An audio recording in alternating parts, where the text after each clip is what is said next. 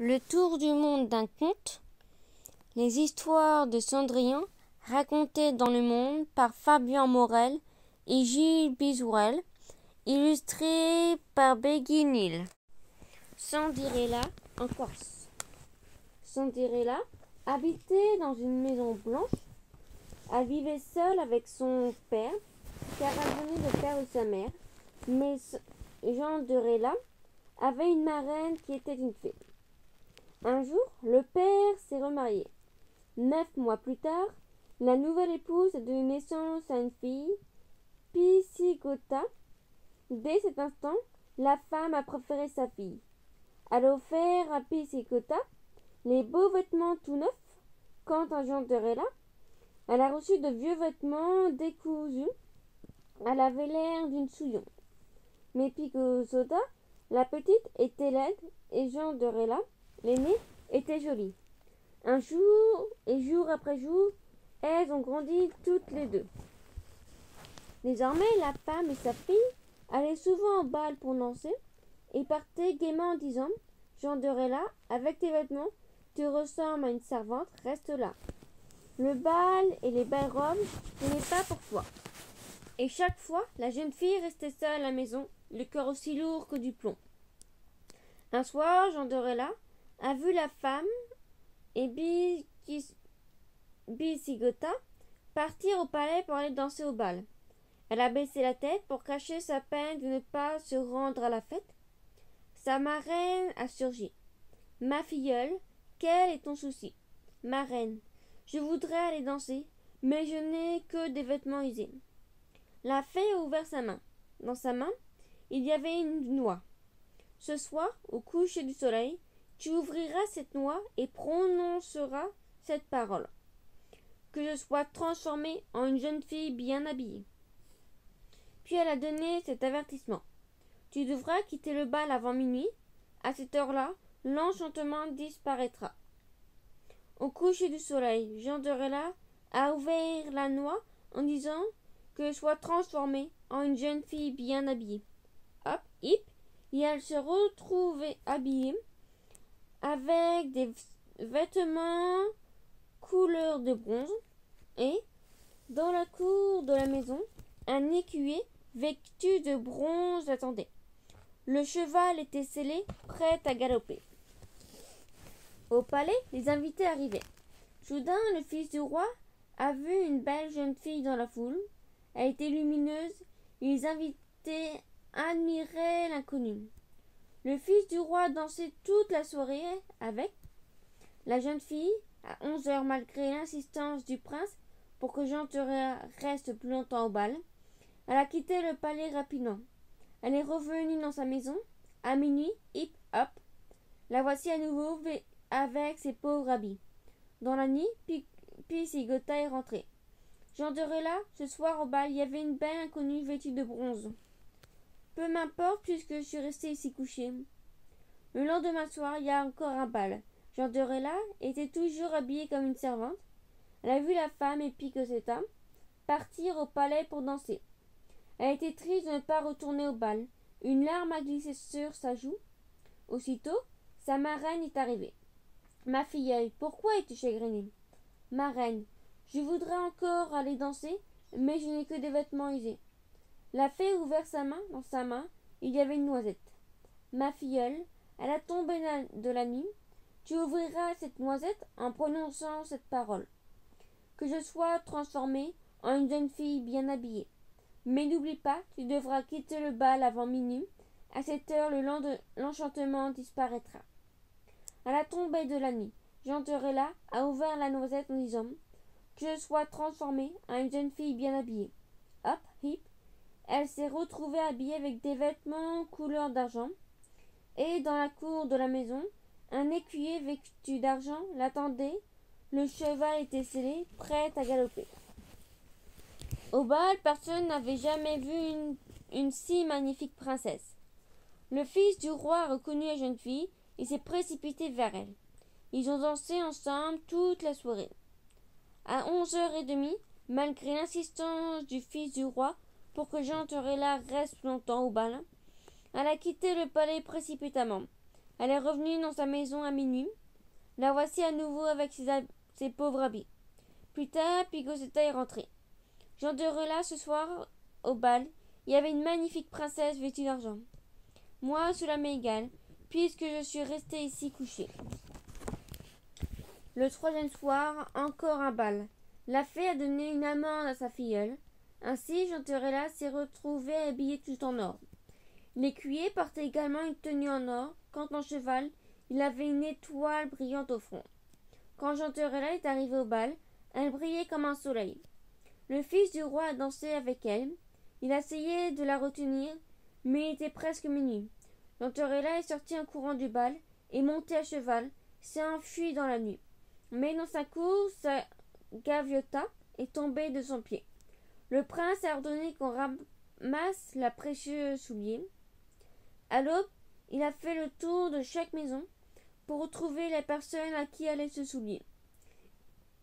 Et les jeunes filles essayaient cette gaviota, mais pour l'une c'était trop grand, pour l'autre c'était trop petit. En fin de journée, le fils du roi marchait jusqu'à une maison blanche. Il avait une femme se ruer dehors en tenant son enfant par la main. « Prince, voici mon adorable Picosetta.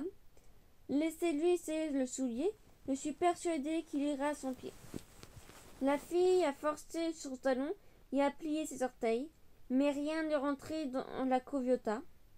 Pourtant, Picosetta poussait sur son pied en répétant « Regardez, ça me va parfaitement. » Et les femmes insistaient « Allez mon enfant, fais un effort, pousse fort. » Le fils du roi a ordonné d'arrêter l'essayage. Il craignait que le soulier finisse par éclater. Il désirait voir tous les habitants de la maison.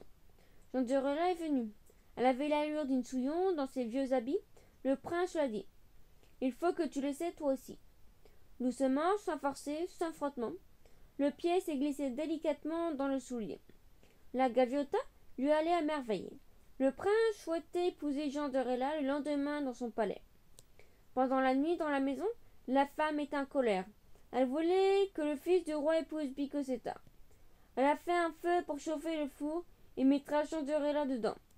Dans leur chambre, les deux jeunes filles étaient couchées dans le même lit. La marraine est apparue et a réveillé Jean de Rela. « Ma fillette, cette nuit, ta mère veut te tuer. Elle est en train de chauffer le four pour te mettre dedans. Change de place dans le lit avec Picosetta. Ainsi, elle brûlera son propre enfant. » La belle-mère avait chauffé le four. Elle est allée dans l'obscurité jusqu'au lit où dormaient les deux jeunes filles. Elle a pris son enfant et vlam, elle l'a jeté dans le four. Picosetta a hurlé parmi les flammes. « Aïe, je chauffe, je brûle, regardez, c'est moi !» La femme a dit sans garder. « Je sais bien que c'est toi, chauffe, brûle. » Le lendemain, la femme a dit à sa fille « Picosetta, risati, Picosetta, lève-toi. » Alors une voix lui a répondu « Bisigota furnelada, Jean de Rela miradata, Bisigota est enfournée, Angerella est mariée. » Ainsi, Bisigota est morte et le fils du roi épousait la jolie Jean de Rela. Le boulot merveilleux réussit. Il était une fois un homme et une femme qui avaient une fille, et ils possédaient un troupeau de moutons. Un jour, un de leurs moutons s'est enfui, un mouton noir. Toute la famille est partie à sa recherche. Arrivés dans la forêt, le père, la mère et la fillette se sont séparés pour le chercher. La mère s'est enfoncée dans les fourrés. Soudain, elle a rencontré une sorcière et lui a demandé si elle avait vu un mouton dans les parages. La sorcière a répondu par ces paroles « Si tu craches sur l'étui de mon peignoir, ou si tu cours entre mes jambes, je te changerai un mouton noir. » La femme n'a pas craché sur l'étui du poignard, elle n'a pas couru non plus entre les jambes de la sorcière, mais elle a quand même été changée en mouton noir. Ensuite, la sorcière a pris l'apparence de la femme. Quand elle est sortie des fourrés, elle traînait par une corde le faux mouton noir. « Où est mon homme? J'ai retrouvé le mouton. » Ce que la sorcière ne savait pas, c'est que la fillette s'était cachée derrière un buisson. Elle avait tout vu, tout entendu. L'homme, lui, n'y avait vu que du feu. Cette femme était sa femme, et ce mouton son mouton. Il a pris le chemin de sa maison, satisfait. Le soir, la sorcière s'est couchée près de l'homme, comme si elle était sa femme, et elle lui a fait part de ses réflexions. Mon homme, j'ai réfléchi. Il faut tuer ce mouton, car il risque de s'enfuir encore. Et cette fois, qui sait si nous le retrouverons. L'homme n'était pas du genre contrariant. Il a promis de s'en occuper le lendemain. Dissimulée derrière la porte, la fillette avait tout vu, tout entendu. Elle a couru jusqu'à la bergerie et a enlacé le cou du mouton noir. Oh, ma chère petite mère, ils vont venir t'abattre. Le mouton noir a posé sa tête délicatement sur l'épaule de sa fillette. Il lui a glissé doucement à l'oreille. S'ils m'abattent, ne mange ni ma chair ni le bouillon qu'ils feront de moi. Rassemble tous mes os et enterre-les au bord du champ. Le lendemain, l'homme a tué le mouton noir. La sorcière en a fait une soupe et l'a servi à la fillette. Mais la fillette n'a pas touché. Elle a emporté les os au bord du champ et les a enterrés. Bientôt, à cet endroit, une petite pousse est sortie de la terre. Elle a grandi, grandi. C'est devenu un boulot, un merveilleux boulot. Les années ont passé. La sorcière avait mis au monde une petite fille. À partir de ce jour, elle avait pris en grippe la première fille de son mari. Elle l'a tourmentée par tous les moyens possibles et imaginables. L'aînée des filles était devenue la servante de la maison et passait la plus grande partie de son temps derrière la poêle. La sorcière l'appelait la servante pleine de cendres. Un jour, la sorcière était au marché. Elle entendit dire que le roi organisait une grande fête. Tout le monde était invité. De retour à la maison, elle s'est préparée pour aller au palais. Pars devant avec notre cadette, mon homme. Je donne du travail à l'aînée pour éviter qu'elle ne se lasse durant notre absence, et je vous rejoins. L'homme a pris la route avec la plus jeune de ses filles. Pendant ce temps, la sorcière a vidé un pot rempli de grains d'orge dans les cendres du foyer en disant à l'aînée: si tu n'as pas remis dans le pot ces grains d'orge tombés dans les cendres avant mon retour, tu connaîtras les pires souffrances. Puis la sorcière est partie en hâte vers le palais. La jeune fille restait à la maison à essayer de ramasser les grains d'orge, mais elle s'est bien rendue compte à quel point ses efforts étaient inutiles. Des larmes plein les yeux, elle est sortie de la maison. Elle a couru jusqu'au boulot. Là, elle a pleuré, beaucoup pleuré. Sa mère ne pouvait plus l'aider. Elle gisait, morte, sous la terre. Soudain, elle a senti une branche du boulot lui frôler l'épaule du bout de ses feuilles. Elle a entendu la voix de sa mère venue de l'arbre. Pourquoi pleures-tu, mon enfant? Je pleure, ma chère petite mère, parce que la sorcière m'a ordonné de récupérer tous les grains d'orge qu'elle a mélangés à la cendre. Si j'échoue, elle me réserve les pires souffrances. Ne pleure plus, mon enfant. Cache une de mes branches avec elle. Va frapper 2 petits coups dans le foyer. La fille a cassé une branche du bouleau, a couru à la maison et, flap flap, 2 petits coups dans le foyer. Les grains d'orge se sont envolés dans leur peau ils sont retournés et tout a été nettoyé. La jeune fille est retournée près du boulot et a déposé la branche au pied de l'arbre. Des vêtements étaient maintenant suspendus dans les branchages et flottaient au vent. La voix de sa mère a chuchoté encore à ses oreilles, et la fille a obéi mot pour mot à ses paroles. D'un coup du tronc, elle s'est déshabillée et lavée. D'un autre coup, elle s'est séchée et d'un troisième côté, elle s'est habillée. Les vêtements lui allaient à ravir. Soudain, elle a entendu un hennissement. Elle a tourné la tête. Un cheval à la robe dorée et argentée l'attendait. Elle a bondi en selle et a chevauché aussi vite qu'une flèche. Alors qu'elle atteignait la cour du palais, le fils du roi est venu à sa rencontre. Il a fait attacher son cheval à une colonne, puis il a pris la jeune fille par le bras et, ensemble, ils ont pénétré dans le palais. Il ne la quittait pas des yeux, tandis qu'il traversait les pièces luxueuses. Tout le monde, d'ailleurs, la regardait, se demandait qui était cette charmante jeune fille, et de quel château elle venait. Au banquet, le prince l'a invitée à s'asseoir à ses côtés, à la place d'honneur. Pendant ce temps, la fille de la sorcière rongeait des os sur la table. Le prince ne l'avait pas vue, mais il sentait quelque chose bouger entre ses jambes. Pensant qu'il s'agissait d'un chien, il lui a donné un coup de pied. Le coup de pied était tellement violent que les bras de la fille ont été brisés. Ne sois pas triste pour la fille de la sorcière. Ce n'était pas sa faute si sa mère était si méchante. Le soir, la jeune fille a regardé par une fenêtre du palais. Le jour baissait, et il fallait qu'elle soit rentrée à la maison avant le retour de la sorcière.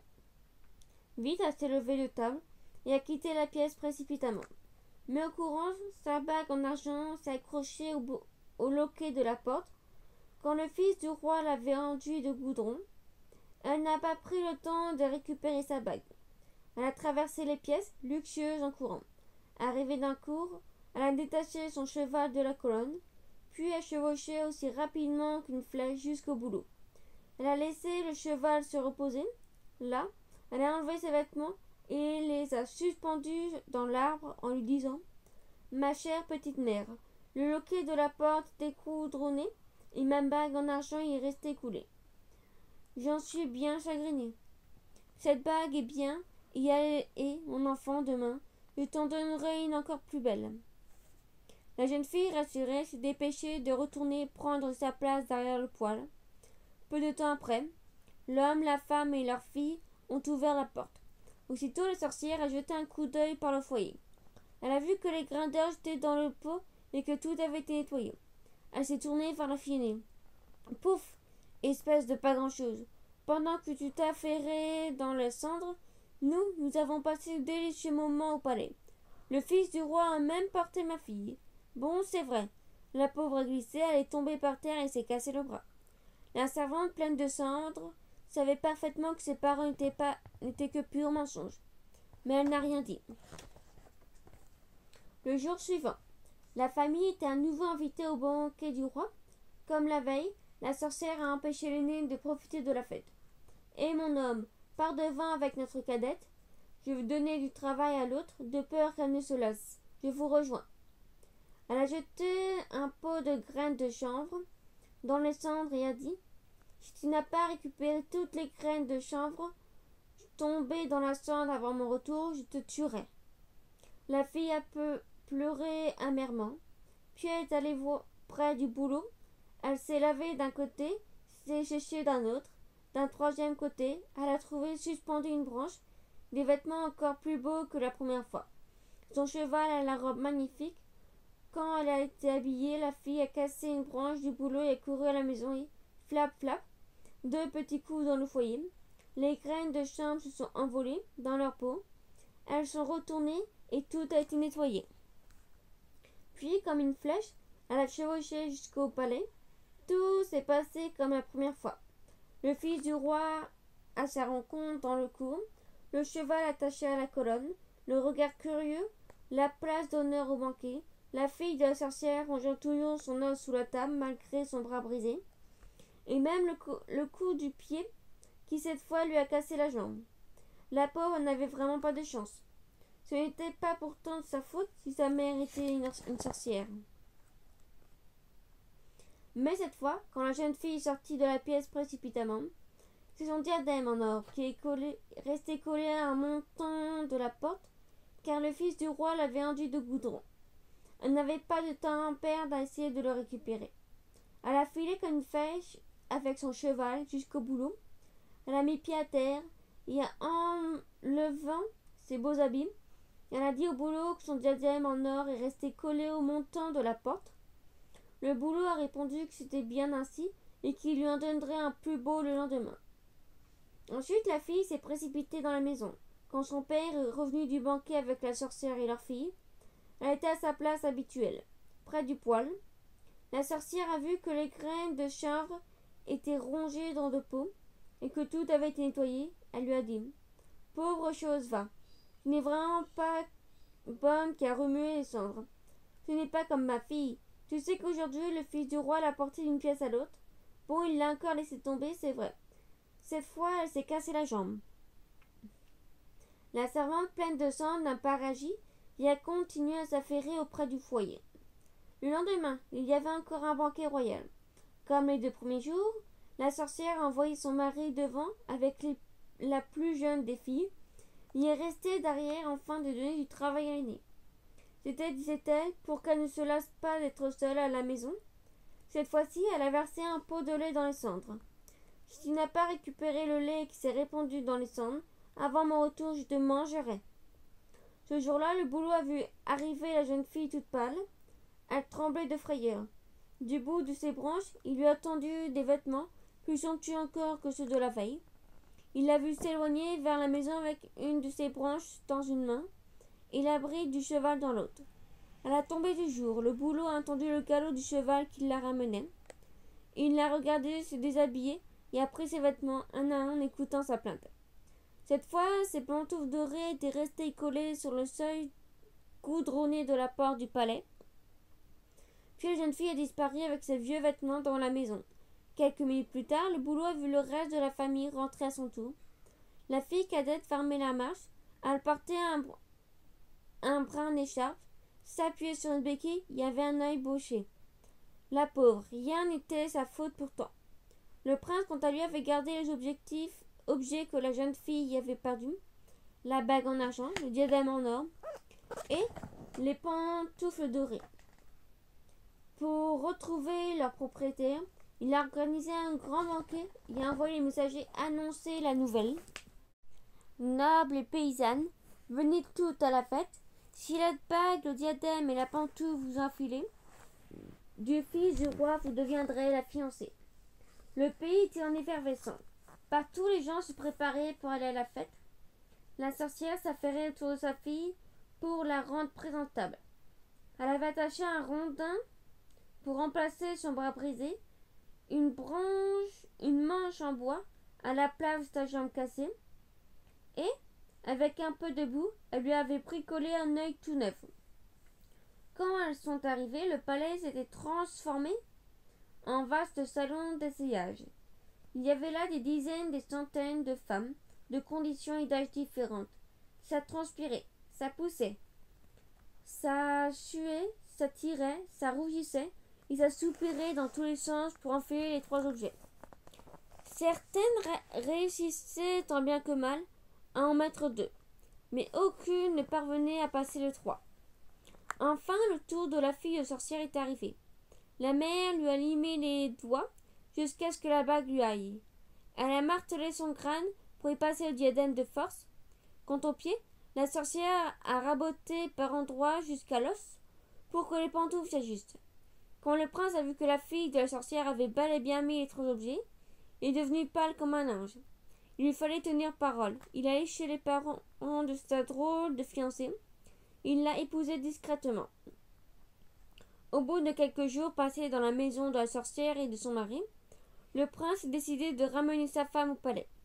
Il a fait ses adieux et est sorti dans la cour avec sa femme qui arborait toujours la bague en argent, le diadème en or et les pantoufles dorées malgré la souffrance que cela lui procurait.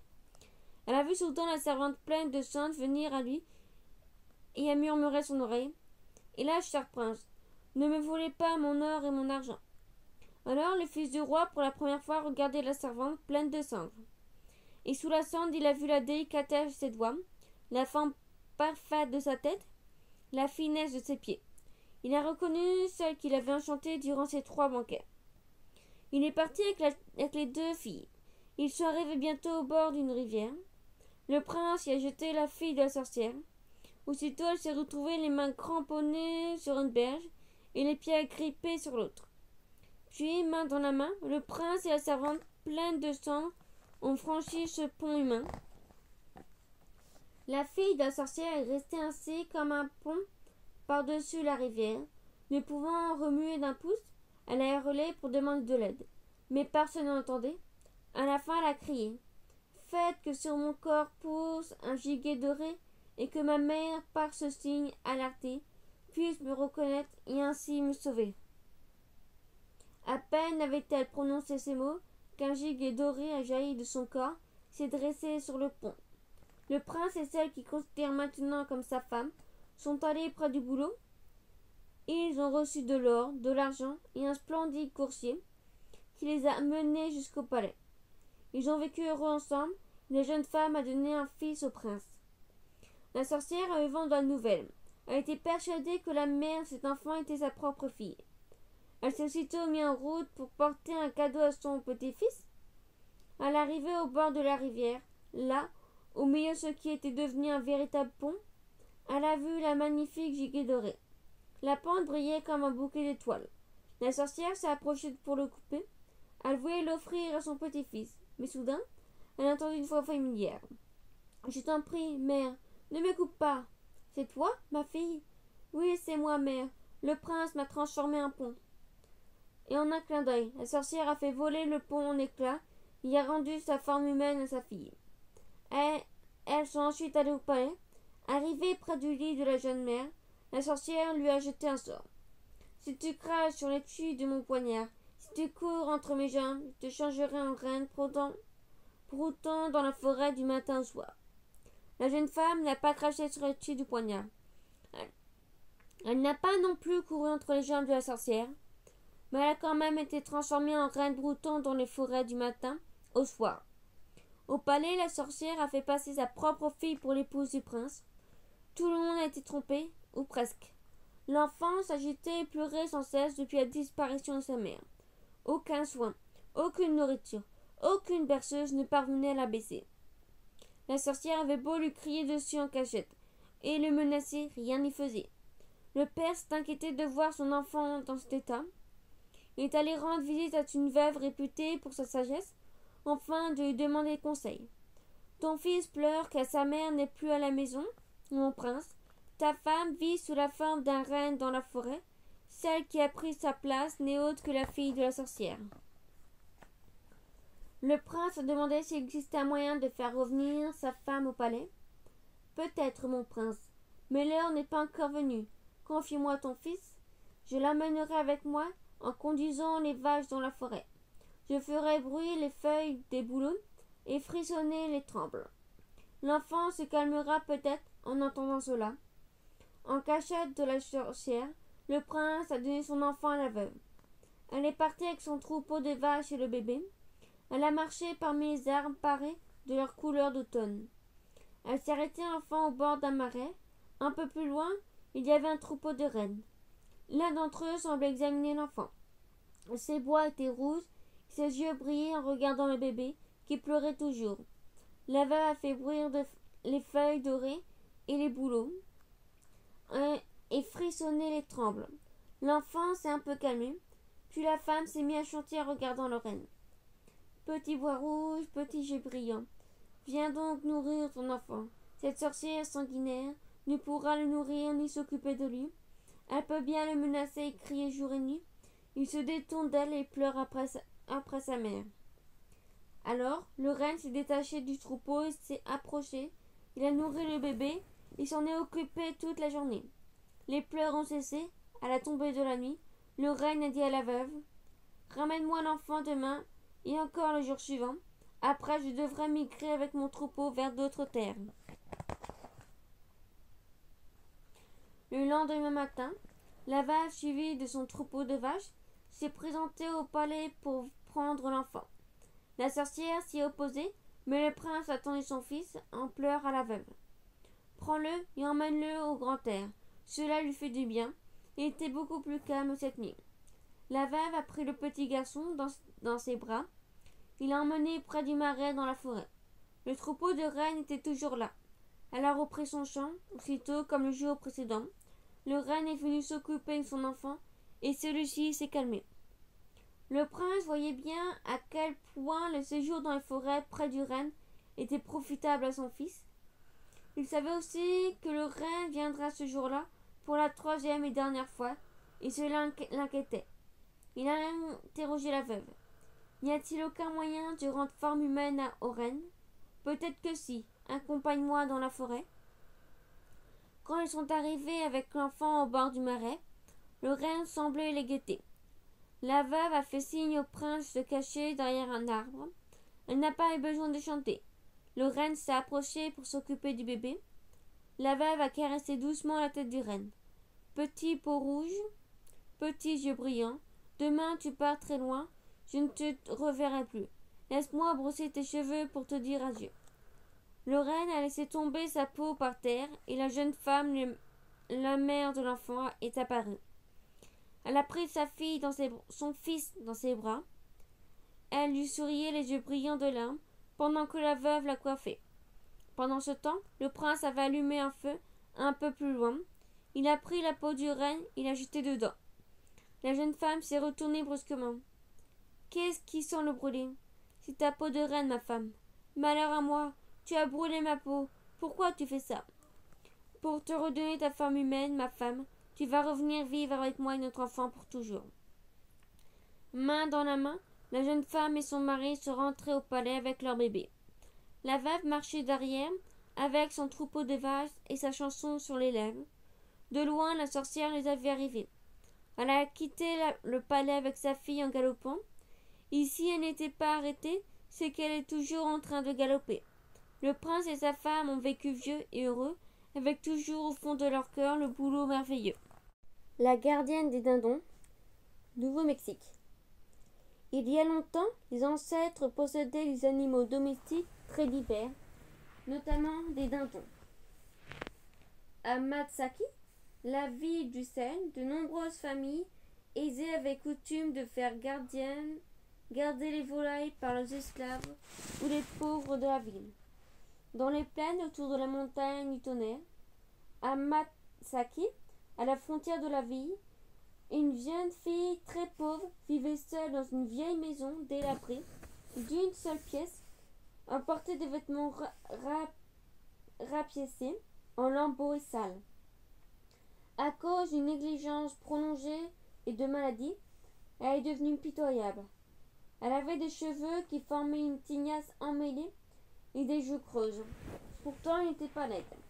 Avec ses yeux clairs, jour après jour, elle subsistait avec la nourriture que les gens lui donnaient, et parfois elle recevait des guenilles. Elle était tellement pauvre que, pour vivre, elle gardait des dindons. Elle était humble et gentille. Elle reportait cette bonté sur le dindon qu'elle promenait vers les plaines. Les dindons appréciaient ce traitement. Ils aimaient tant leur maîtresse qu'ils obéissent au moindre signe de sa part. Ils allaient n'importe où, n'importe quand. Un petit matin, la pauvre fille descendit ses dindons vers la plaine. Elle est passée vers la ville de Juni avec ses anciennes maisons et a longé les murs. Tout à coup, elle a entendu les prêtres proclamer à l'étage: la danse de l'oiseau sacré se tiendra dans 4 jours. La pauvre fille n'avait jamais été autorisée à regarder ou à se joindre aux festivités des peuples voisins. Elle désirait vraiment voir cette danse, mais elle a vite renoncé à ses rêves. Elle a confié ses dindons. Il est impossible que je puisse participer à la danse de l'oiseau sacré. Mes vêtements sont trop sales et avec mes cheveux emmêlés et mes joues creuses, j'ai l'air malade. À la nuit tombée, elle a remené les dindons dans leur cage. Les matins suivants, quand elle sortait ses dindons, elle voyait les gens préparer leurs habits, les villageois cuisiner des mets délicats et s'organiser pour la fête, discuter et s'amuser joyeusement à l'idée de cet événement. Pendant ce temps, elle se promenait avec les dindons et parlait aux volailles. Le 4e jour, les habitants de Matsaki sont partis pour Juni, partis pour la danse de l'oiseau sacré. La jeune fille s'occupait de ses dindons. Elle marchait derrière les volailles. Soudain, un gros dindon a fait une éventail de sa queue, une robe de ses ailes. Il a rougi de fierté en prononçant ces paroles: jeune fille, notre maîtresse, nous connaissons tes pensées, nous te prenons en pitié. Nous souhaitons que tu t'amuses comme les autres gens. Au début d'après-midi, quand la fête sera la plus gaie et que les gens seront les plus heureux, nous t'aiderons à devenir belle, élégante. Puis le gros dindon a prévu ce qui arriverait. Personne ne te reconnaîtra pendant la danse de l'oiseau sacré. Les jeunes hommes voudront te prendre la main dans le cercle formant la piste de danse. Jeune maîtresse, voudrais-tu aller voir cette danse et y être fêtée avec les meilleurs de ton peuple? La pauvre fille s'était assise, car elle était surprise d'entendre la voix des volailles. Mes dindons bien-aimés, comme je suis heureuse que nous puissions discuter ensemble. Mais pourquoi me parlez-vous de choses qui n'ont aucune chance de se réaliser? Le gros dindon a répondu en étirant son cou. Je parle au nom de mon peuple. Quand nous commencerons à appeler, à glouglouter et glouglouter, nous rentrerons vers nos maisons. Amatsaki, alors tu devras nous suivre et nous faire confiance. Le soleil commençait à décliner. Les dindons glougloutaient et sont retournés vers leur cage. Une fois tous rentrés, le gros dindon a invité la jeune fille. Entre dans notre maison. Elle est entrée. Maintenant, jeune fille, assieds-toi. Elle s'est assise. Donne-nous un à un tes vêtements. Nous allons voir ce que nous pouvons faire pour toi. La jeune fille a enlevé docilement les couches de vieilles guenilles qui recouvraient ses épaules et les a déposées sur le sol. Le gros dindon a pris les guenilles dans son bec et les a éparpillées. Il les a picorées, il les a piétinées en agitant ses ailes. La tête haute, il a reculé et avancé dessus. Ensuite, il a pris les vêtements dans son bec et toujours en avançant noblement, il s'est mis à tousser et tousser. Il dépose au pied de la jeune fille une partie des guenilles qui s'était transformée en une belle cape de coton blanc brodé. Après, un deuxième dindon s'avançait en toussant. Il lui a donné un autre vêtement. Un autre dindon s'est rapproché, jusqu'à ce que tous les vêtements de la jeune fille soient neufs et beaux. Avant qu'il n'ait revêtu ses nouveaux habits, les dindons ont encerclé la jeune fille, chantant et chantant, bâillant et bâillant. Ils l'ont brossée de leurs ailes jusqu'à ce que sa personne soit propre et sa peau tendre et lumineuse. Elle ressemblait maintenant à la plus belle des jeunes filles, de la plus riche des maisons. Ses cheveux étaient devenus souples et onduleux, ses joues étaient pleines, ses yeux dansaient avec le sourire. Finalement, un vieux dindon à la barbe fripée s'est avancé. Il a déployé ses ailes, il a marché, tournant en rond sur le sol, bousculant sa tête en arrière. Étalant sa barbe fripée sur l'instant, il a toussé et a produit un magnifique collier, puis un deuxième dindon a toussé des boucles d'oreilles, puis un troisième et un quatrième. Ainsi, la jeune fille a reçu des ornements. Elle s'est parée de ces belles choses en remerciant les dindons encore et encore. Ensuite, les dindons ont fait cette recommandation. Ô jeune maîtresse, laisse ouvert le portail, car qui sait si tu te souviendras de nous quand ta chance va tourner. Peut-être auras-tu honte d'avoir été gardienne des dindons. Et le vieux dindon barbu a lancé cet avertissement. Personne ne sait le bonheur et la chance qui viendraient à toi si tu apprécies de manière tempérée le plaisir que nous sommes en mesure de t'offrir. Mais si dans un accès de joie, tu reviens tard, nous penserons que tu mérites ta rude vie. Car maintenant, plus gâté, tu ne penses plus à nous. Nous ne sommes nous qui sommes tes amis. Alors tu ne dois qu'à nous oublier, et il te faut revenir avant la nuit. La jeune fille a pleuré. Elle était émue que son désir allait se réaliser. Oh mes dindons, n'ayez aucune crainte, je m'en souviendrai. Je vous le promets. Elle s'est éloignée hâtivement vers le chemin de la rivière qui menait à Genie, menait à la fête. Elle était arrivée par l'ouest de la ville, a longé un chantier jusqu'à la piste de danse. Elle a fait son entrée. Tout le monde observait des murmures, parcourait la foule, murmures d'admiration devant la beauté et la richesse de sa robe. Les gens se demandaient d'où vient cette belle inconnue. Elle n'est pas restée seule longtemps. Les chefs de la danse magnifique dans leur parure sont venus l'inviter à la hâte. Ils l'ont incité à rejoindre les jeunes hommes et les jeunes filles qui dansaient autour des musiciens et de l'autel au centre de la place. Rougissant, souriante, une mèche devant ses yeux, elle s'est avancée dans le cercle. Les plus beaux jeunes hommes rivalisaient pour tenir sa main. La jeune fille sentait la chaleur caresser son visage. Son cœur est devenu léger, ses pieds joyeux. La musique accélérait le rythme de sa respiration qui allait et venait. Elle a dansé jusqu'à ce que le soleil descende de l'ouest. Dans son excès de joie, elle a pensé au dindon. Je ne veux pas quitter ce précieux moment où tout m'attire pour retrouver mon troupeau de dindons glougloutants. Je vais rester un peu plus longtemps, Juste avant que le soleil ne se couche, je rentrerai en courant. Ainsi, les gens ne pourront pas voir qui je suis, et j'aurai la satisfaction de les entendre se demander qui est cette belle fille qui s'est jointe à eux pour la fête. Une autre danse a été lancée. Jamais on l'a laissé se reposer. Les jeunes hommes voulaient l'inconnu pour chaque danse, et le temps est passé vite. Enfin, le soleil s'est couché. La fête s'est terminée avec la nuit soudain. La jeune fille s'est échappée. Elle a couru à la pied agile. Elle a emprunté le chemin de la rivière pour que personne ne puisse la suivre. Pendant ce temps, les dindons se demandaient si leur maîtresse allait revenir. Tout à coup, un vieux dindon gris se plaint. Il se passe ce que nous avions prévu. Elle nous a oubliés. Elle ne mérite pas mieux que ce à quoi elle a été habituée.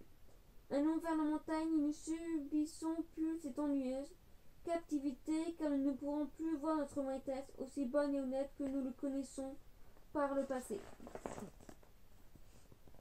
Ils se sont appelés les uns les autres d'une voix forte, se sont attroupés hors de leur cage, se sont hâtés vers le canyon pour s'envoler au-dessus des plaines, autour de la montagne du tonnerre.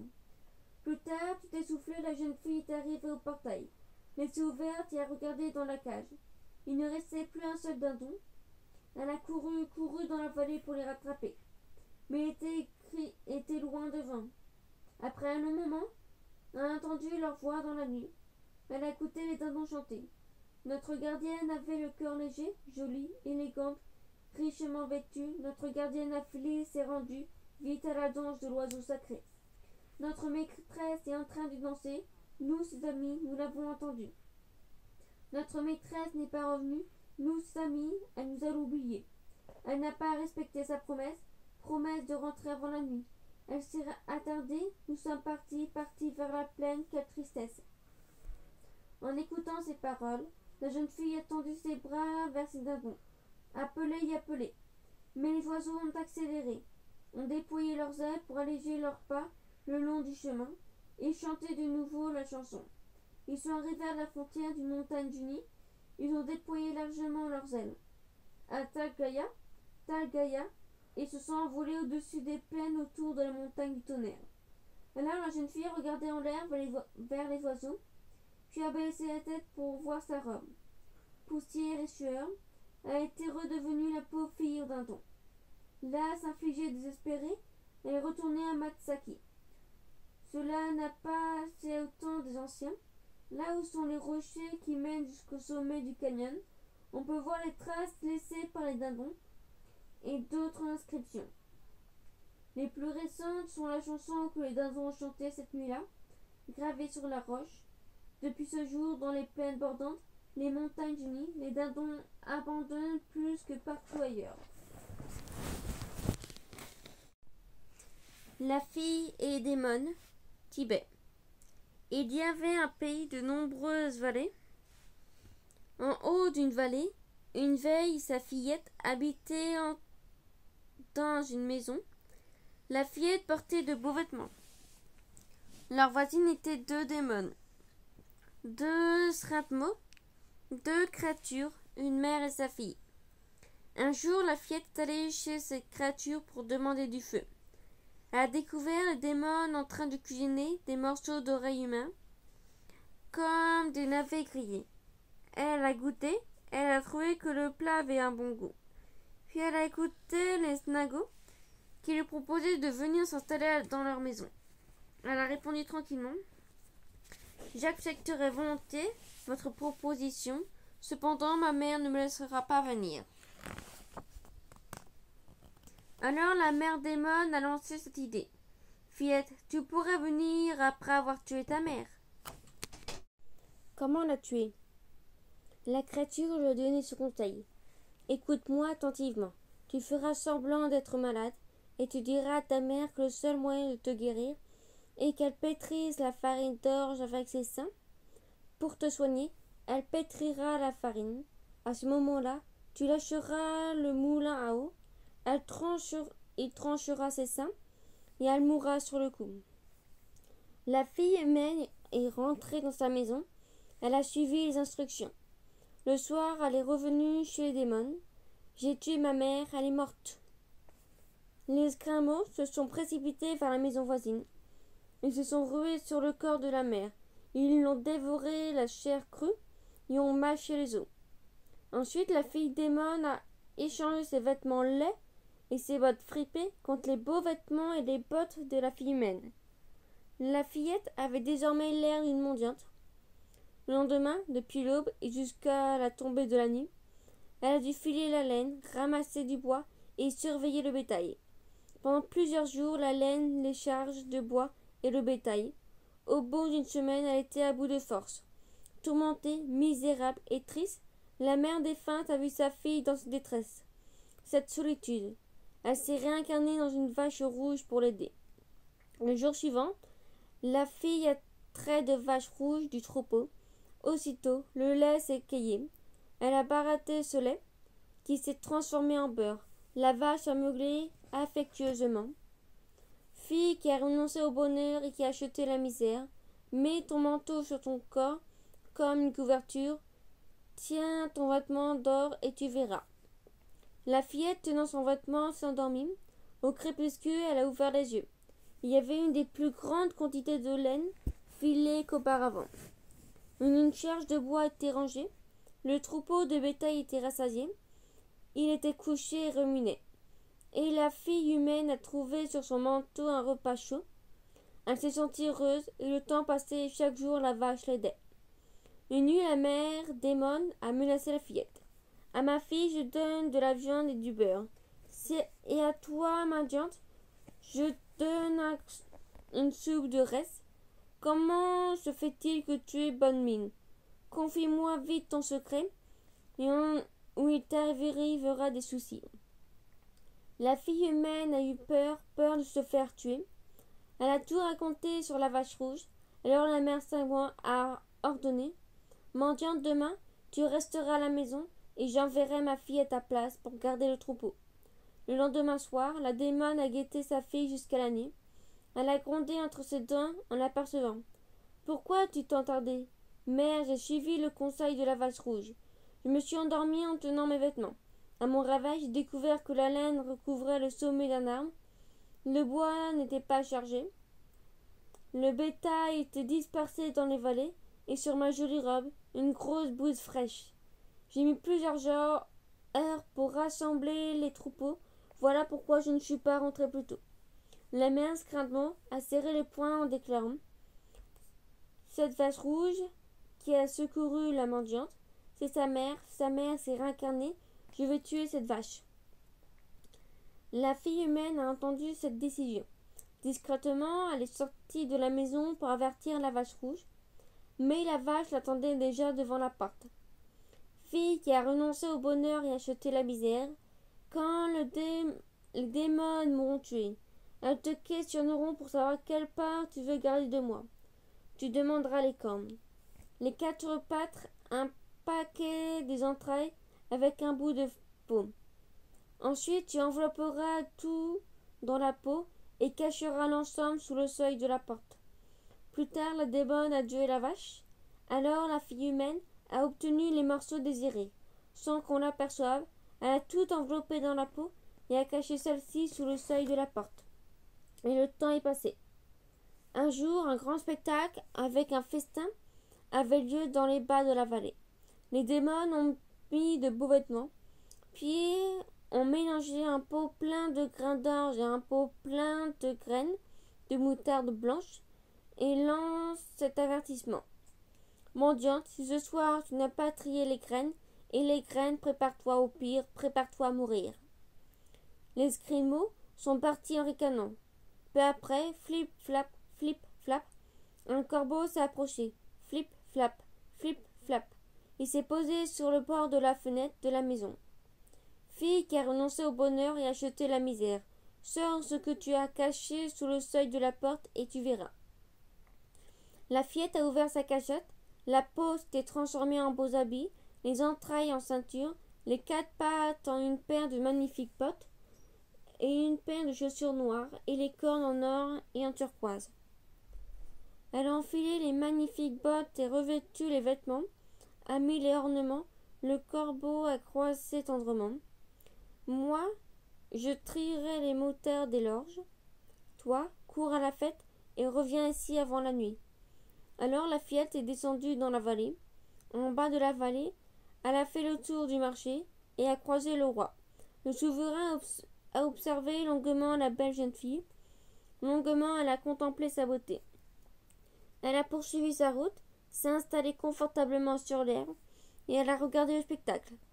À la fin, vite, elle est revenue vers le haut de la vallée et à pas de course. Soudain, elle a sauté au-dessus d'une flaque d'eau. En sautant, elle a perdu une magnifique botte. À la maison, ses vêtements et ses ornements dans la cachette, ses vieux habits se mendiant sur son corps. Elle a été rassurée car les tris de l'orge et de la moutarde blanche étaient achevés. Au palais, le palefrenier a donné au roi une magnifique botte. C'était la coursière royale qu'il avait trouvée près d'une flaque d'eau. Ce coursier était un cheval qui savait tout, qui connaissait tout. Alors le souverain a regardé attentivement la botte. Cet après-midi, près du marché, j'ai croisé une jeune fille de 15 ans environ. Elle était si parfaite, si belle. Elle avait les signes d'une fille descendue du ciel et portait cette magnifique botte. Comme c'est le cheval qui sait tout, qui connaît tout, qui a trouvé cette botte. Si cette splendide la conduite revient demain, elle sera nommée pour toujours reine de la cour. Au même moment, en haut de la vallée, dans leur maison, les démons ont découvert les deux potriers, l'un avec la moutarde, l'autre avec l'orge. Elles ont déclaré à la fille humaine: « Mendiante, c'est étonnant que tu aies réussi, estime-toi chanceuse de pouvoir rester en vie. » Et la nuit est passée. Au lever du jour, les démons ont mélangé de nouveau des grains d'orge et des grains de moutarde, mais cette fois-ci elle a vidé plusieurs jarres. « Mendiante, avant ce soir, finis vite de trier cela, sinon tu mourras. » Les escraneaux sont partis en chantonnant gaiement. Peu après, flip-flap, flip-flap, le corbeau s'est approché. Flip-flap, flip-flap, il s'est posé. « Fille qui a renoncé au bonheur et a acheté la misère, je vais t'aider pour la dernière fois. Mets les vêtements et les ornements de l'autre jour et enfile la paire de chaussures noires. Emporte la magnifique botte qu'il te reste, cours jusqu'au marché et tu verras. » La fille s'est parée, tenant la botte à la main. Elle a quitté la maison courant. Au milieu du marché, un ministre du roi tenait en sa main une botte. Il a déclaré à la foule: « Écoutez la volonté de sa majesté. Celle à qui cette magnifique botte ira exactement, celle-là sera proclamée reine sur le champ. » Après cette annonce, il ne s'est présenté aucune fille qui avait la bonne pointure. Mais la fille Scramot a tenté sa chance. Elle s'est tranché le bout d'orteil, mais la botte ne lui allait toujours pas. Soudain, la fille humaine a crié au ministre: « C'est à moi, je suis celle que cherche le roi. Voici l'autre botte qui fait la paire. » Elle a retiré ses chaussures noires et a enfilé les deux bottes sans aucun effort. Aussitôt, sous le cri de joie et les applaudissements de la foule, le ministre a proclamé: « Regardez le visage de la nouvelle reine. Au palais, je vais la présenter à sa majesté. » Parmi l'assemblée, les démons ont murmuré: « Cette reine ressemble étrangement à la fille humaine, mais il n'y a pas de risque qu'elle soit cette personne aux vêtements resplendissants. » Notre mendiante trie en ce moment l'orge et la moutarde. Plus tard, les scramandes sont rentrés dans leur maison. À l'intérieur, des traces de pattes d'oiseaux, à la place des graines et des graines. Partout, des grottes de corbeaux. La mère démon a fermé son poing en crachant. Pour la mendiante, ce travail était impossible à faire, trop dur, trop long. La mère de la fille humaine s'est réincarnée en corbeau et l'a aidée. Au palais, la nouvelle reine était adorée par le roi. Elle l'aimait également. Elle plaisait aux sujets et aux conseillers. Le peuple était heureux. Au bout de quelques mois, la reine et son mari eurent un fils, un prince. Le pays vivait désormais dans un bonheur parfait. Un jour, en fin d'après-midi, la reine a vu la fille Scramot se présenter au palais. Malgré les primas des démons et les souvenirs malheureux du temps passé, la reine a généreusement partagé sa nourriture et a donné de beaux vêtements, semblables aux siens.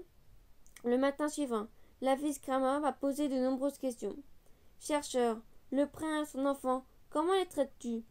Et le roi, comment sers-tu ce souverain? Au coursier, qui sais-tu qui connaît tout? quelle nourriture donnes-tu? La reine se méfiait de cette gentillesse soudaine, cette grande curiosité. Elle a choisi de ne pas dire la vérité. Chaque fois que je rentre, chaque fois que je sors, je donne une claque au prince. Je sers au grand roi une soupe à l'ail et des restes de champ. Au coursier, je donne des os. Le lendemain, la fille Scramou a fait cette remarque. Chère sœur, comme tu es devenue reine, il faut rendre tes cheveux plus brillants. Allons au lac pour les laver. Au bord de l'eau, la reine a retiré ses ornements et mis ses vêtements de côté pour ne pas les mouiller. Brusquement, la fille démon a précipité la reine dans le lac. Ensuite, elle s'est parée avec les ornements royaux. Arrivée au palais, la fille Scramou a donné une claque au prince. Elle a servi au roi une soupe à l'ail et du reste de chang. Pour le coursier qui sait tout, qui connaît tout, un os. Chaque jour, elle agissait de la même manière. À force, les conseillers se sont plaints. Votre Majesté, le comportement de la reine a changé. Nous ne sommes plus heureux à ses côtés. Son caractère s'est transformé et maltraite votre enfant. Pendant ce temps, le coursier qui sait tout, qui connaît tout, a filé vers le lac en compagnie du palefrenier, fougueux comme un torrent, sabot sur le chemin au galop. En avant, là-bas, il a bu une gorgée et a versé une larme qui est tombée dans l'eau. Immédiatement, au milieu du lac est apparu un petit oiseau d'or et la huppe de turquoise. Elle s'est posée sur le sommet d'un arbre et a chanté. Est-ce la première reine qui s'est montrée tendre avec le prince, ou est-ce la seconde? Est-ce la première reine qui honorerait davantage le noble roi, ou est-ce la seconde? Était-ce la première reine qui se montrait bonne maîtresse envers le cheval, ou est-ce la seconde? Puis l'oiseau a disparu dans le lac.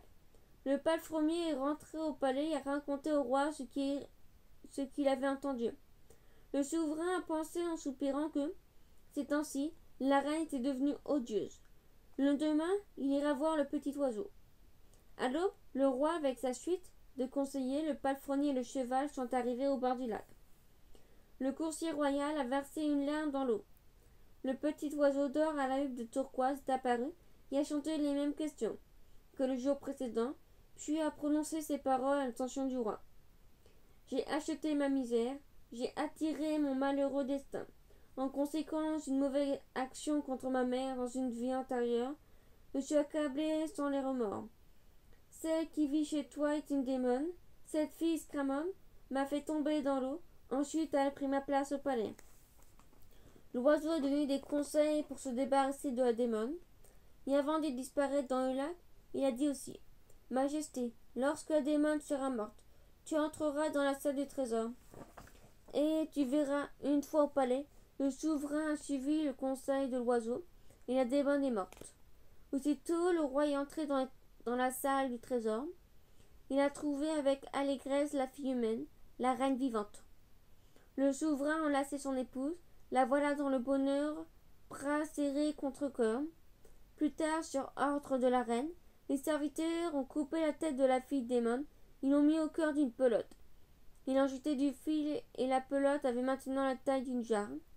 La reine l'a chargée sur le dos d'un coursier qui sait tout, qui connaît tout. Elle s'est rendue en galopant en haut de la vallée vers son ancienne maison. La reine s'est approchée de la mère démon. Il lui a fait croire qu'elle était sa propre fille et son enfant. Elle a dit qu'elle s'était débarrassée de la mendiante et avait pris sa place auprès du roi. Puis elle a monté en haut de la maison et a suspendu à la fenêtre de l'étage un morceau de soie rouge qu'elle avait caché. Elle est redescendue en disant: Mais si je rentre trop tard, je serai reprimandée par le roi. Je dois partir. Voici un cadeau. Défais ma pelote. C'est une surprise. La reine s'est sauvée sur le cheval. Le coursier royal s'est élancé, vif comme l'éclair, sabot sur le chemin, ventre à terre. Au même moment, la démone a déroulé le long fil de la pelote. Elle a découvert à l'intérieur lentement une oreille. Elle a coupé le fil et a reconnu la tête de sa propre fille. Aussitôt, elle est sortie de la maison et a pourchassé furieusement la fille humaine.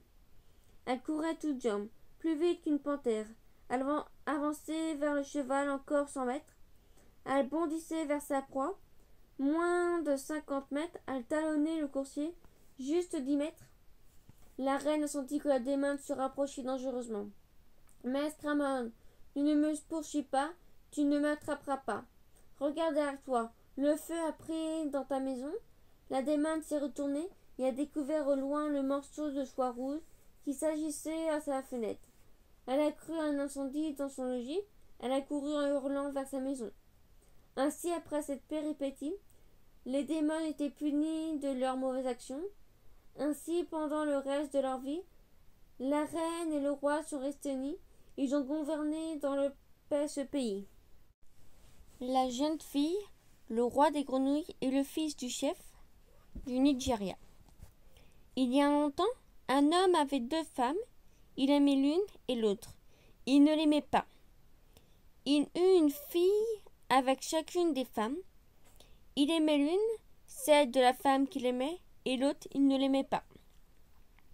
Un jour, la femme qu'il n'aimait pas est tombée malade, si gravement malade qu'elle en est morte. Sa fille a été prise en charge par l'autre femme. Elle a aménagé dans sa hutte, mais tous les jours la femme la poussait dehors pour qu'elle aille ramasser du bois dans la brousse. Quand elle revenait, elle n'avait même pas le droit de se servir un verre d'eau. Elle devait piller la fura. Ensuite, il fallait qu'elle remue le tuyau, elle préparait la nourriture, mais elle n'avait jamais le droit d'en manger. Elle devait se contenter des morceaux brûlés au fond des pots. Et tous les jours, c'est comme ça. Heureusement, dans un enclos un peu plus loin, elle avait un frère plus âgé. Il l'invitait régulièrement à venir manger chez lui. Alors, les morceaux mal pillés et le reste qu'elle récupérait au fond de pot, elle allait les jeter dans la mare. Elle regardait les grenouilles sortir de l'eau pour les manger. Quand il n'y avait plus rien, les grenouilles replongeaient et la fille rentrait dans la hutte. Un jour, elle est arrivée auprès de la mare. Une grenouille était assise sur le bord et semblait l'attendre. La fille a jeté le reste des morceaux mal pillés sur l'eau. Alors elle a entendu la grenouille lui parler. « Gouac, gouac, jeune fille, je suis le roi des grenouilles de cette mare. Tu as toujours été bonne avec nous. Nous voulons te remercier. Demain, il y a une fête. Viens ici dès le matin. Il y aura une surprise pour toi. » La jeune fille a promis qu'elle viendrait. Le lendemain matin, elle est sortie de la hutte et s'est dirigée vers la mare. Mais elle a entendu la femme de son père la rappeler. « Hé, reviens ici, bon à rien. Tu n'as pas pillé le furat, ni remué le tuyau. Tu n'es même pas allé chercher du bois ou de l'eau. » La fille est revenue sur ses pas pour obéir à la femme, et le roi des grenouilles restait là la journée entière à l'attendre. Ce jour-là, comme chaque jour, la fille est allée ramasser du bois dans la brousse. Elle est allée chercher de l'eau, elle a pillé le furat et remué le tuyau. Quand tout était prêt, elle a enfin pu se rendre à la mare.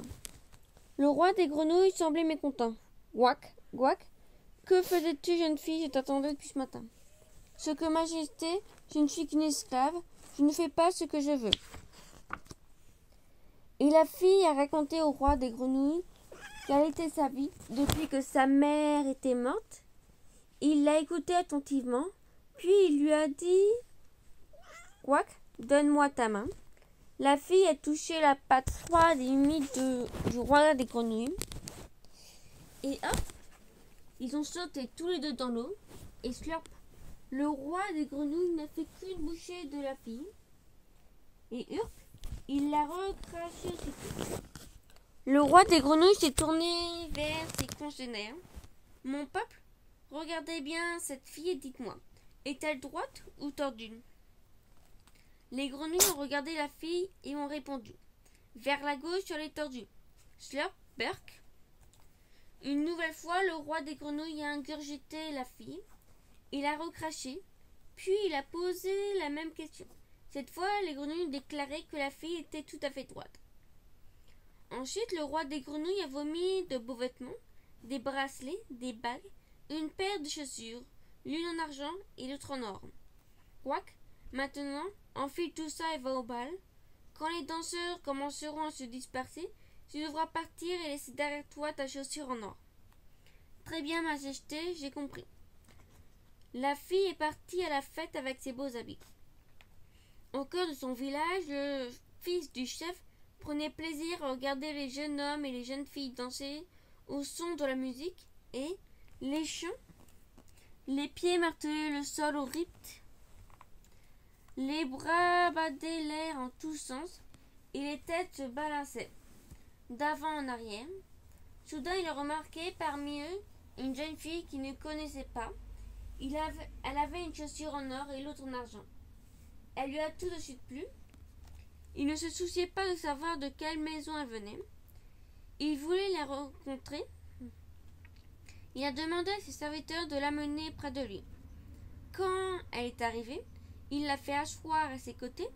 Ils ont parlé pendant des heures. Puis, alors que le danseur commençait à se disperser, la fille s'est levée d'un coup. « Je dois rentrer. Je vous accompagne. » La fille est partie accompagnée du fils du chef. Elle avait laissé derrière sa chaussure en or. Au bout d'un moment, elle s'est arrêtée. « Maintenant, fils du chef, rentrez chez vous, je dois continuer seule. » Le fils du chef a fait demi-tour et la fille a continué son chemin jusqu'à la mare où le roi des grenouilles l'attendait. Elle lui a donné les mains et hop, ils ont sauté tous les deux dans l'eau et slurp, le roi des grenouilles n'en a fait qu'une bouchée et burk, il a recraché aussitôt. La fille se retrouve exactement comme elle était avant. Quel spectacle désolant! La jeune fille tout à l'heure si rayonnante est à nouveau vêtue de guenilles. Elle est repartie tristement. Arrivée dans la hutte, elle a dit à la femme de son père qu'elle ne se sentait pas bien. L'autre, loin de la consoler, lui a crié dessus. « Espèce de petite friponne, tu n'as rien fait ce que je t'avais demandé. Tu as refusé de revenir à la maison, refusé d'aller chercher du bois et de l'eau, refusé de plier la fura et de mélanger le tout. Alors très bien, tu n'auras rien à manger aujourd'hui. » La jeune fille n'a pas insisté. Elle est allée dans l'enclos de son frère aîné pour manger quelque chose, puis elle est rentrée. Pendant ce temps, le fils du chef avait trouvé la chaussure. Il l'avait ramassée et montrée à son père. « Père, j'ai fait la connaissance d'une fille au bal qui portait une chaussure en or et l'autre en argent. Regarde, voici celle en or qu'elle a oubliée ici. C'est la fille que je veux épouser. Rassemblons toutes les filles de la région, les jeunes et les vieilles, et faisons-leur essayer cette chaussure. » Le chef a donné des ordres pour organiser le grand rassemblement. Le fils du chef était assis à côté de lui, la chaussure en or. Les filles ont défilé, les jeunes et puis les vieilles. Toutes l'ont essayé. Aucune n'a pu l'enfiler. Il ne restait plus aucune candidate. Alors quelqu'un s'est crié. « Une minute, il y a cette fille qui a perdu sa mère, a vu là-bas dans la hutte de la femme de son père. Elle n'est pas venue. » Le fils du chef a envoyé quelqu'un la chercher. La fille est arrivée sur la place, suivie de sa demi-sœur et de la femme de son père. La chaussure s'est mise à frétiller tout seul et d'un coup, elle s'est élancée à travers la place et est venue s'ajuster à son pied. Le fils du chef s'est exclamé « Voici ma femme !» La fille aux pieds chaussés d'or a souri, mais soudain la femme de son père s'est écriée « Il y a une erreur. Cette chaussure appartient à ma fille. C'est elle qui l'a oubliée sur la place du bal. Par cette friponne, cette bonne à rien. » Mais le fils du chef avait vu de ses propres yeux la chaussure se mettre toute seule aux pieds de sa propriétaire. Cette femme montait. Elle a pris la jeune fille à la chaussure en or, puis la main et l'a conduite chez lui. Le lendemain matin, la jeune fille sortie est allée derrière sa hutte. Elle a vu le roi des grenouilles qui était là. Elle s'est agenouillée près de lui. « Bienvenue, Majesté, et merci beaucoup pour tout ce que vous avez fait pour moi. » Quoique, à la tombée de la nuit, nous viendrons t'apporter quelque chose. À ce soir. Il y en a quelques bons. Le roi des grenouilles a disparu. Ce soir-là, le roi a rassemblé les grenouilles. Elles étaient toutes là, de la plus petite à la plus grande. La fille qui nous est si souvent nourrie va se marier. Je veux que chacune d'entre vous apporte quelque chose pour contribuer à ce grand jour. Chaque grenouille est partie chercher ce qu'elle pouvait se permettre d'offrir. Le roi des grenouilles les a remerciés. Puis il a vomi des cadeaux pour la princesse, des couvertures de laine, des coussins, des étoffes de satin, des étoffes de velours. Le roi des grenouilles est allé derrière la hutte et a offert tous ses cadeaux à la jeune fille, puis lui a donné de précieux conseils pour sa nouvelle vie. Quand ses coépouses viendraient le matin pour la saluer, il faudrait leur donner 2 calebasses de noix de cola et 10 000 corises. Quand les concubines de son mari viendraient à leur tour pour la saluer, il faudrait leur donner une calebasse de noix de cola et 5 000 corises. À chaque conseil du roi des grenouilles, la fille acquiesçait. Elle écoutait attentivement la dernière consigne. Si la femme de ton père vient avec sa fille, et si l'une d'elles te demande comment tu trouves la vie dans l'enclos familial du chef, tu diras « Vivre dans l'enclos du chef, c'est très fatigant ici. Il faut mesurer le maïs avec la coquille d'une arachide bambara. » Une nuit, la nouvelle épouse était couchée dans sa hutte. La femme de son père, suivie de sa fille, est entrée. Elle a donné l'ordre à la jeune épouse de venir avec elle et de céder sa place à sa propre fille. La jeune épouse allait sortir quand sa demi-sœur l'a rappelée. « Oh, j'allais oublier de te demander. C'est comment la vie d'épouse du fils du chef? Oh, c'est épuisant. Comment ça? Ici, il faut mesurer le maïs avec la coquille d'une arachide bambara. Quand les coépouses viennent te saluer, tu dois répondre par pfff dédaigneux. Quand les concubines viennent te saluer, tu dois t'éclaircir la gorge, te la racler et leur cracher au visage. Enfin, quand ton mari vient dans ta hutte, tu dois le crier dessus. » Sur ces mots, la jeune fille est sortie et a suivi la femme de son père jusque dans sa hutte. La fille de la méchante femme restait seule à sa place. Le lendemain matin, au lever du jour, les coépouses sont venues la saluer. Elle les a reçues avec un des plus dédaigneux. Puis les concubines sont venues à leur tour. Elle leur a craché sur le visage. À la tombée de la nuit, le fils du chef est entré dans la hutte. Dès qu'elle l'a vu, elle lui a crié dessus. Il est ressorti fort surpris, les 2 mains plaquées sur ses oreilles. Pendant 2 jours entiers, il a réfléchi à ce qui venait se passer, puis a convoqué toutes ses femmes et ses concubines. « Comment ma nouvelle femme vous traite-t-elle » Les épouses ont répondu. « Chaque matin, quand nous allions la saluer, jusqu'à présent, elle nous donnait 2 calebasses de noix de cola et 10 000 gorilles pour acheter des fleurs de tabac. Depuis 2 jours, nous n'avons plus droit qu'à des dédaigneux. » La concubine ont ajouté. Et nous, quand nous allions la saluer, elle nous donnait une calebasse de noix de cola et 5 000 corises pour acheter des fleurs de tabac.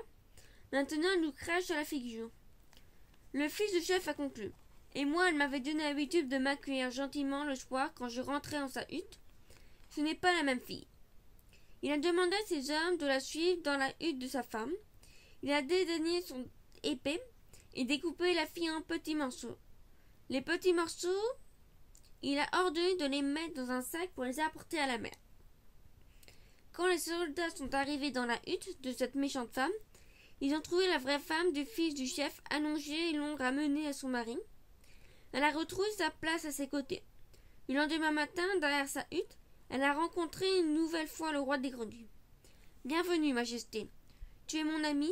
J'aimerais tant avoir une fontaine ici pour que toi et tes semblables puissiez venir vivre auprès de moi. » « Nous sommes d'accord, tu n'as qu'à le demander à ton mari. » Le fils du chef a fait construire la fontaine près de la hutte de sa femme, et les grenouilles ont aménagé dans la fontaine.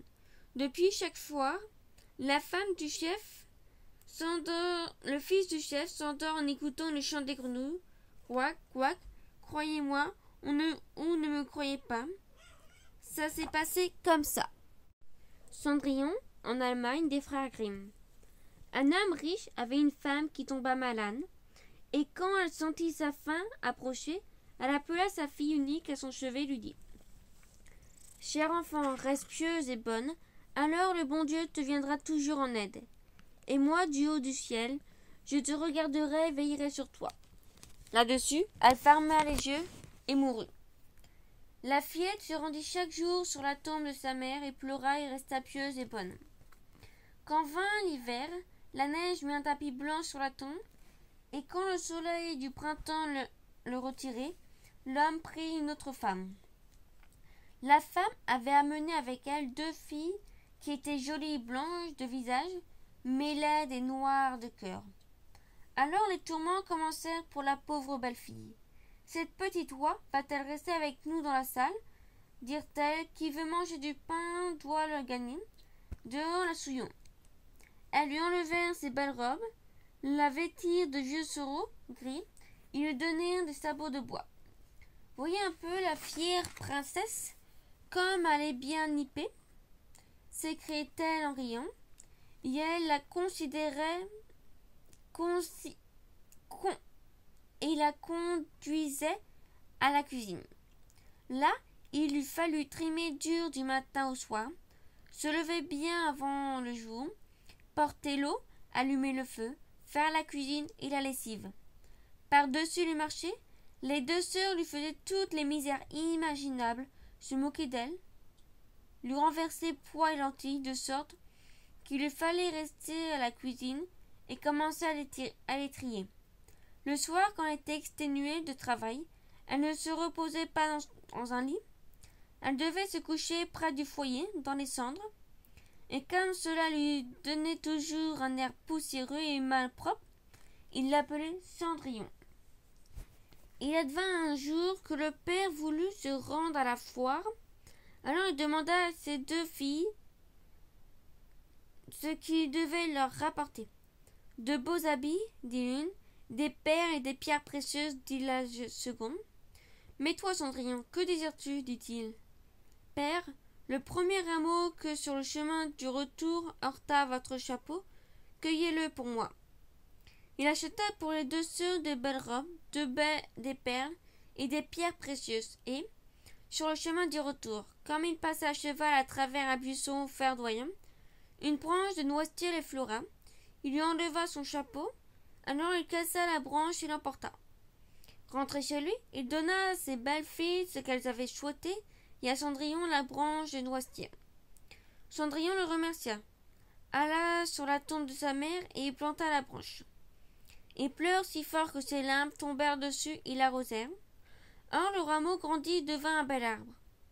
En 3 fois par jour, Cendrillon allait pleurer et prier sous son arbre, et chaque fois un petit oiseau blanc y venait, et quand il exprimait un choix, l'oiseau faisait tomber entre ses mains ce qu'elle avait souhaité.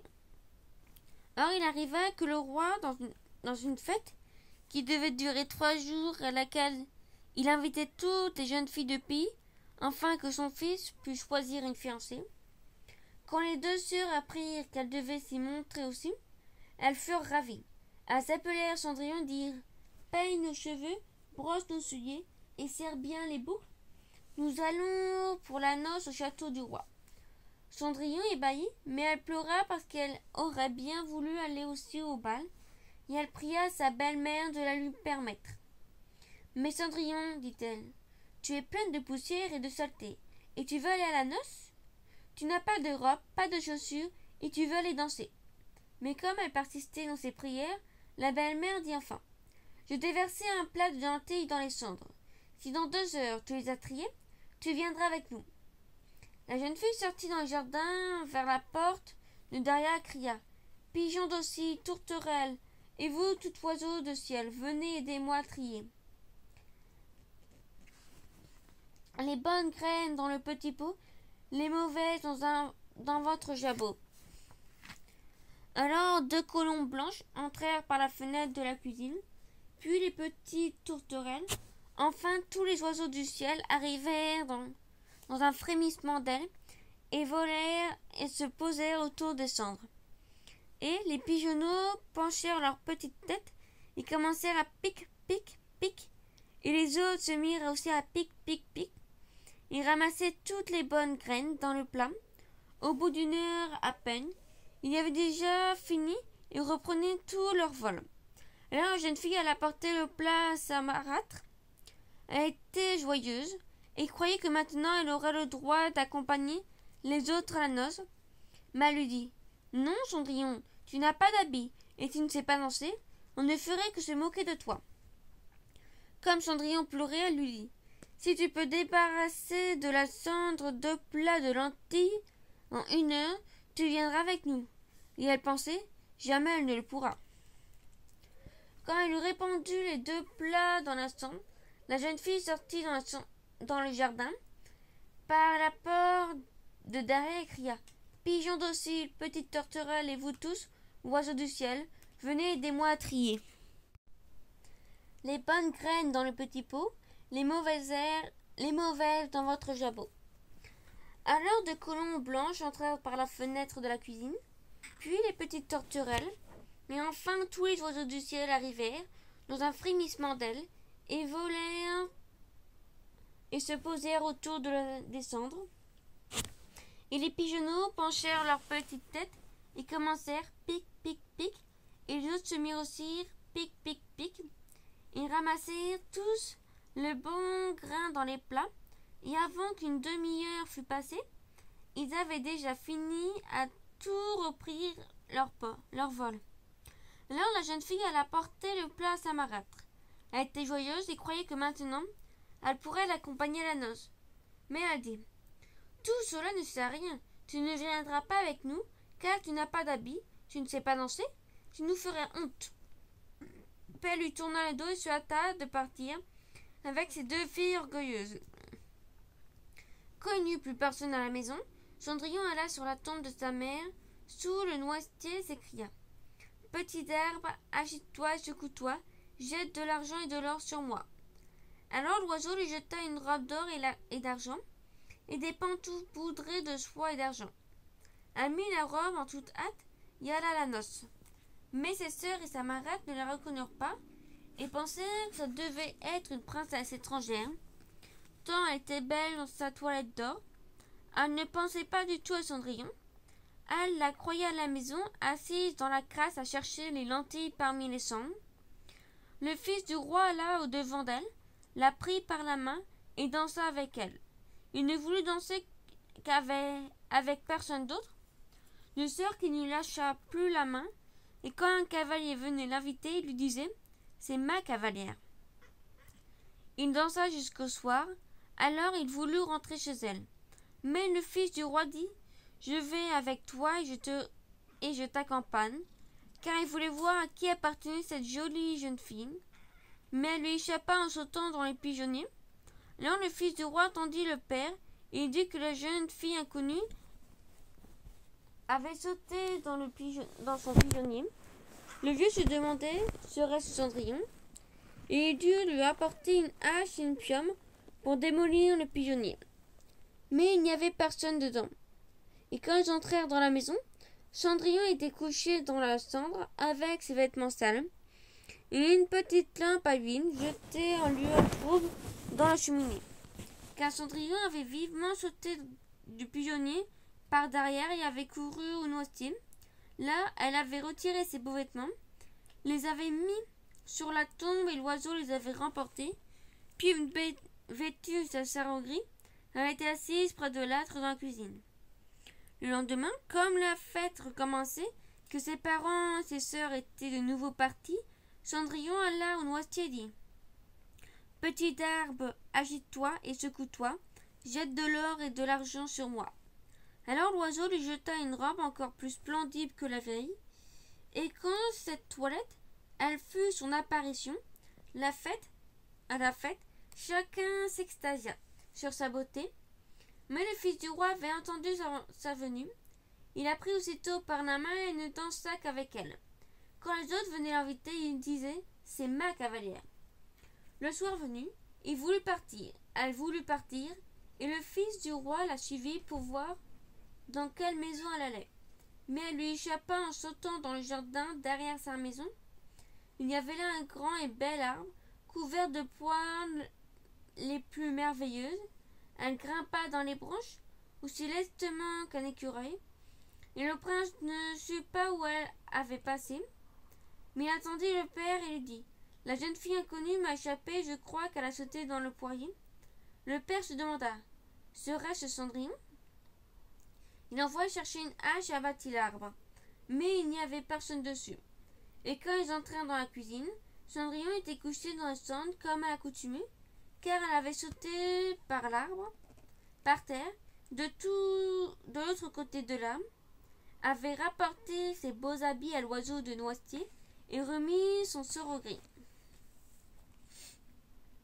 Le troisième jour, quand ses parents et ses sœurs furent partis, Cendrillon retourna sur la tombe de sa mère et dit à l'arbuste : « Petit arbre, agite-toi et secoue-toi, jette de l'or et de l'argent sur moi. » Alors l'oiseau lui jeta une robe qui était si somptueuse et si brillante qu'elle n'en avait pas encore eu de pareille.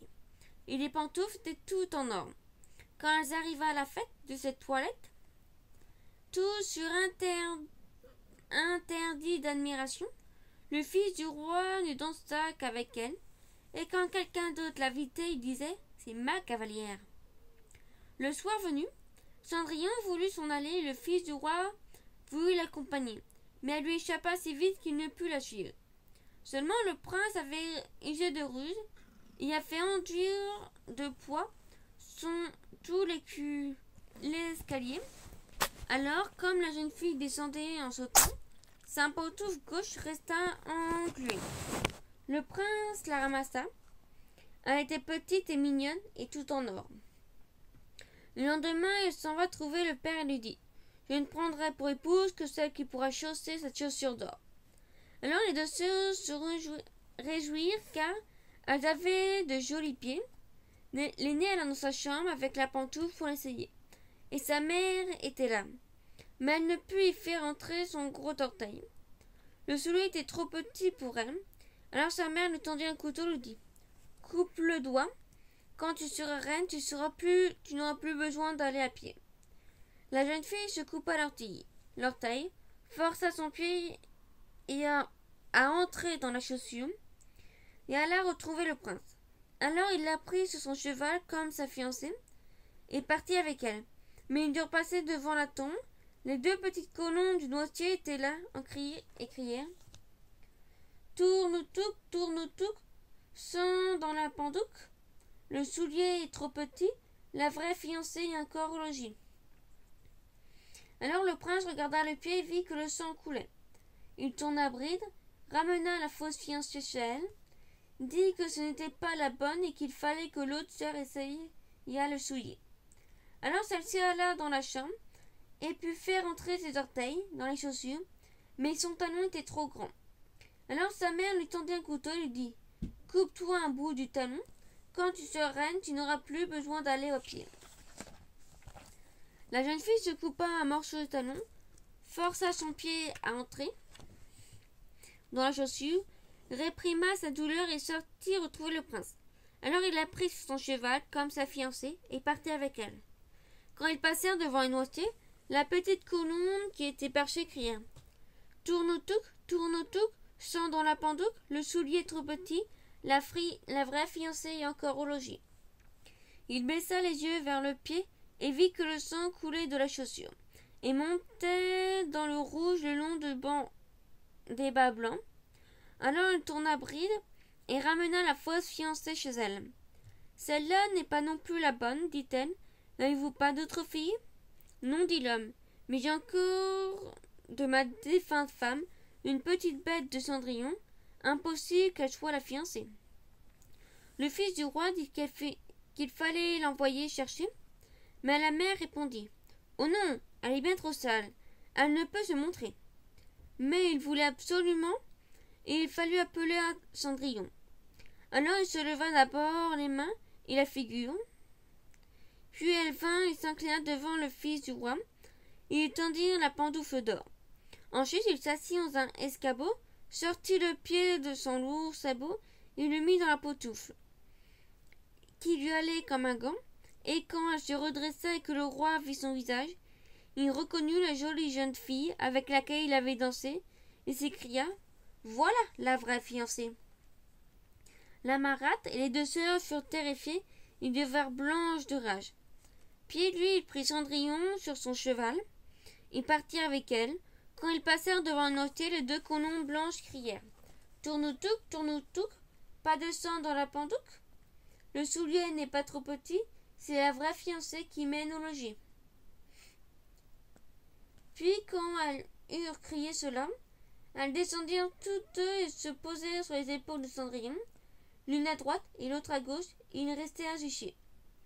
Au moment où l'on célébrait ses noces avec le fils du roi, ses pères, filles et sœurs vinrent la voir et voulurent s'insinuer dans ses bonnes grâces pour avoir part à sa fortune. Comme les fiancés allaient à l'église, l'aîné marchait à droite et la cadette à gauche. Alors les colombes vinrent crever un œil à chacune d'elles.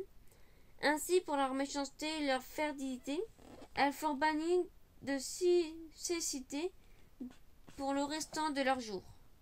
Fin.